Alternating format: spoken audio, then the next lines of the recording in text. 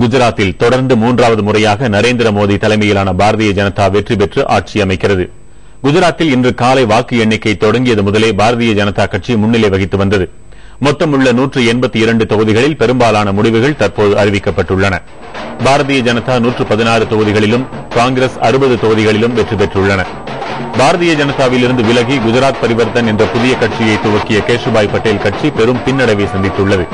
அக்கட்சி 2 தொகுதிகளில் மட்டுமே வெற்றி பெற்றுள்ளது. பிற கட்சிகள் 4 தொகுதிகளில் வெற்றி பெற்றிருக்கின்றன. மணிநகர் தொகுதியில் மீண்டும் போட்டியிட்ட நரேந்திர மோடி சுமார் 86,373 வாக்குகள் வித்தியாசத்தில் வெற்றி பெற்றார்.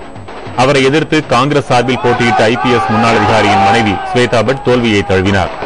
குஜராத் சட்டமன்ற தேர்தலில் பாரதிய ஜனதா மீண்டும் வெற்றி பெற்றதற்கு நிர்வாக திறமையுடன் கூடிய ஊழலற்ற ஆட்சியே காரணம் என்று அந்த கட்சி கருத்து தெரிவித்துள்ளது.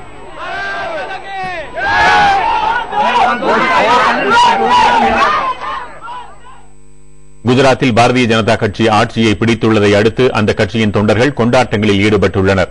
அகமதாபாத்தில் உள்ள கட்சி அலுவலகத்தின் முன்பாகவும் சாலைகளிலும் பாரதிய ஜனதா தொண்டர்கள் வாத்திய கருவிகளை இசைத்தும் பட்டாசுகளை வெடித்து இனிப்புகள் பரிமாறியும் வெற்றி முழக்கங்களோடு கொண்டாடி வருகின்றனர்.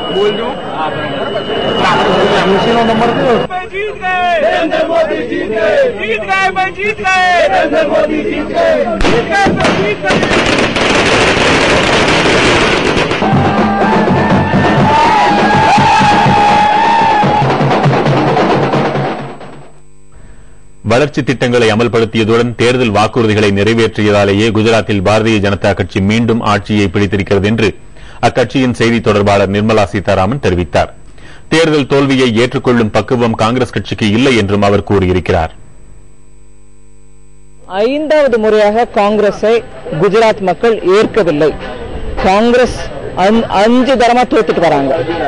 இதற்கு மெயின் காரணம் என்னன்னா, நாங்க கொடுத்த ஒவ்வொரு வாக்குறுதியையும் நிறைவேற்றியிருக்கோம்.